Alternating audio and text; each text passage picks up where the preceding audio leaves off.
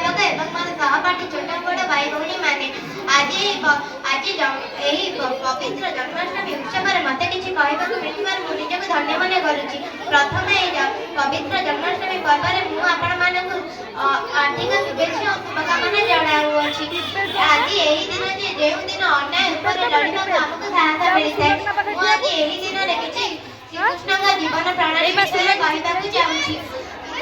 ଗୋପପୁର ଯିଏ କରିଲା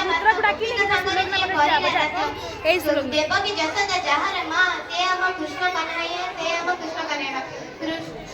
ଶ୍ରୀକୃଷ୍ଣ ଭାଦ୍ରବ ମାସ କୃଷ୍ଣ ପକ୍ଷ ଅଷ୍ଟମୀ ତିଥିରେ ଜନ୍ମଗ୍ରହଣ କରିଥିଲେ। ସେ ଦେବକୀ ଓ ବସୁଦେବଙ୍କ ଅଷ୍ଟମ ପୁତ୍ର ଥିଲେ, କିନ୍ତୁ ସେ ଗୋପପୁରରେ ଯଶୋଦା ଓ ନନ୍ଦରାଜାଙ୍କ ଦ୍ୱାରା ପାଳିତ ହୋଇଥିଲେ। ଶ୍ରୀକୃଷ୍ଣ ନିଜ କାମକୁ ବହୁତ ଧ୍ୟାନ ଦେଉଥିଲେ।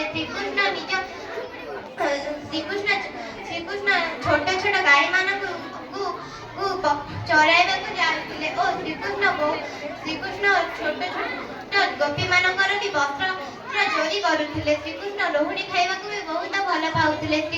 ଶ୍ରୀକୃଷ୍ଣ ନିଜ କାମକୁ ବହୁତ ମହତ୍ତ୍ୱ ମଧ୍ୟ ଦେଉଥିଲେ।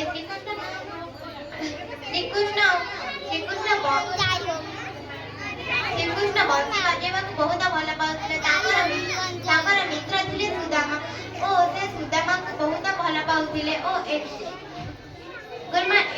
ଏହା କହି ମୁଁ ମୋ ବକ୍ତୃତା ଶେଷ